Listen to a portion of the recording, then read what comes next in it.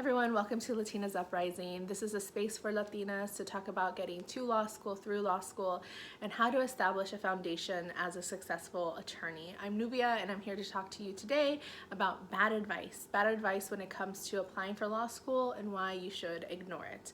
Let's get started. So when you begin your journey into the law, you're going to start doing research. You're probably doing that now, and that's why you're watching this video, because you're hearing lots of different opinions from people. And I'm going to really encourage you, especially if you're a woman of color, if you're an immigrant, if you're your first generation student, to really take most advice with a grain of salt, because most advice geared towards potential law students were not made with us in mind. And so when you hear advice that's really kind of deterring you from your goals, you should really pause and assess whether you should be really taking that advice to heart, because more likely than not, you should just be ignoring it. So some things you might hear are you should only go to law school if it's free because it's so expensive, right? So you're gonna get into a lot of student debt. And so people think that it's only worth it if you can get to law school and with a free ride, which are very difficult to get. So that might give you pause. You might also hear, oh, you should only go to law school if you can get into a T14, which is one of the schools that's very highly ranked, because otherwise you'll never get a job. And that can also make you nervous. You might also hear, we have too many lawyers. There's enough lawyers, you should go do something else. And then you think, well, is the market so saturated that I'm never gonna be able to find a job? What can I do? All this advice, while maybe being presented with best intentions, does not really benefit you. So again, if you hear something that makes you really pause, give it a second, but push back on their assumptions as to why a law degree won't benefit you. And I'll discuss why a legal degree is probably the most beneficial thing you can do if you're on this journey. But let me get to why this advice is bad first. This advice is bad because it's elitist. It is elitist, which is just part and parcel of the legal industry. The legal industry is very elitist. We love proximity to power.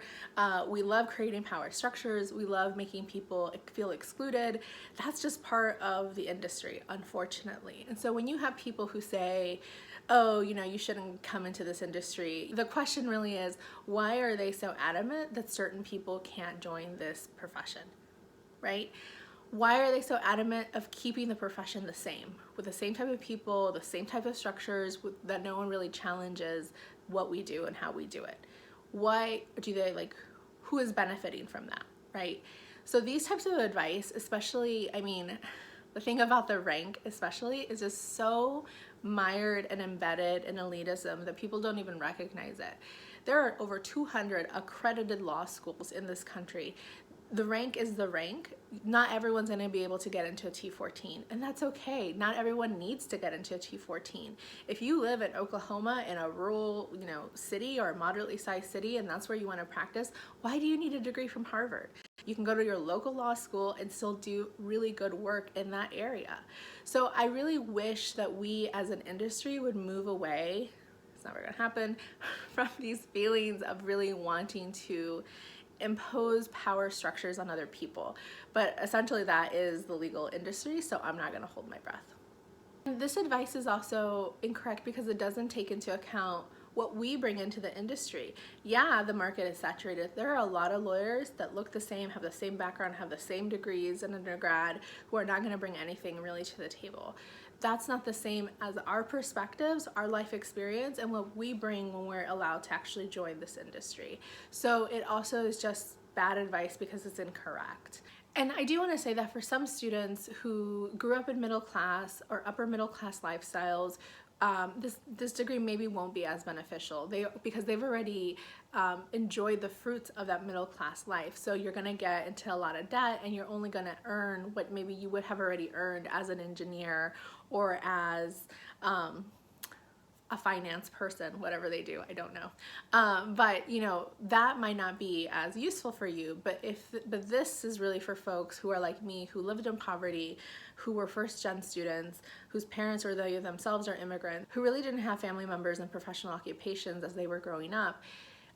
This degree will change the trajectory of your life. And that's what I want to talk about, and why advice that deters you from your goals, you should essentially ignore. I can't promise everyone, the best life as an attorney, but what I can tell you, generally speaking, is that if you, again, grew up in poverty and are able to gain a professional degree, you will have changed the trajectory of your wealth earning ability. That's just the facts. So first and foremost, being able to have a law degree and working as an attorney will give you financial stability in a way that you likely did not experience growing up. If you want to just take a moment and think of anyone in your family growing up who had a salary job, who was not working paycheck to paycheck, who was able to afford insurance and was able to save money, retirement, and is doing well, think about how many of those you know in your life. Because that certainly wasn't my experience with the adults around me growing up. But now as an attorney, being able to work as a lawyer, not only do you have a very good salary, even if you're working in legal aid, even if you're working in government, you are able to save for retirement, you're able to build wealth, you're able to really feel settled and stable in a way that doesn't happen when you are essentially living paycheck to paycheck. I know that kind of struggle and that uncertainty and how stressful it is, and that doesn't really exist. I mean, things are stressful and you still have to pay your student loans, and that can really be, a bummer, but it's definitely never going to, for me, it's never going to be at the same level as it was when I was growing up. Like when I was growing up, sometimes we couldn't afford to pay the heating bill and we just didn't have heat in my house. Like sometimes the phone was cut off. We struggle sometimes to get food, and that's never going to be the case with this profession that I now have, because I'm able to earn a stable salary. And even if tomorrow something changes, I could go out and start my own business as a solo practitioner and earn a really good salary that way. Just the fact that a law degree can shift our financial stability in such a stark way is really worth considering, especially if it's something you're passionate about. And no matter how many lawyers are in the market, no matter, how many loans you have to take out, or the fact that you're not going to a great school, that should not be the reason why you're not pursuing this career. Another really important thing about this career and having a degree in the law is that it teaches you how the legal system is imposed on your communities.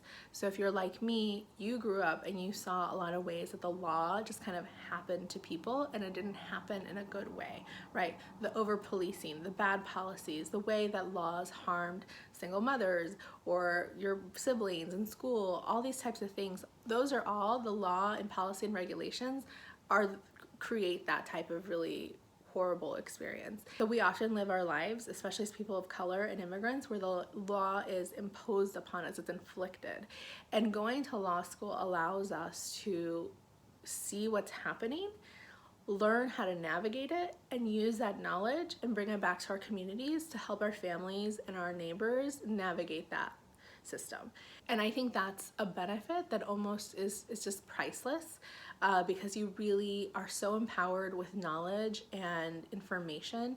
And finally, I want you to ignore bad advice that deters you from your goals, because if you're passionate about the law, if you feel that this is really for you, if you have a sense of justice, even though the legal system is unjust, you have a duty to pursue a career that fulfills you. You have that right. And oftentimes we think about, well, we should just do a career where it's gonna pay the bills, I won't get into that much debt, but we only have one life. And if you really feel called to the law, like I did, like many people do, you owe it to yourself to really investigate that. And you should really, really second guess anyone who questions your goals, who questions your abilities, who tries to deter you from joining this, especially if that advice is given to you really kind of as a blanket statement that's not specific to your circumstances. And that's how I want to end this. Most of this advice that you're finding online when you're researching articles, posts, comments from people, they are just very general. They're not specific to you. They're not taking into account your circumstances. And so when any kind of thing comes up on your radar that makes you question your path, you should really think, did this person know me? Do they know what I've been through? Do they know how a law degree could help change my life? And if not, I'm not taking that advice.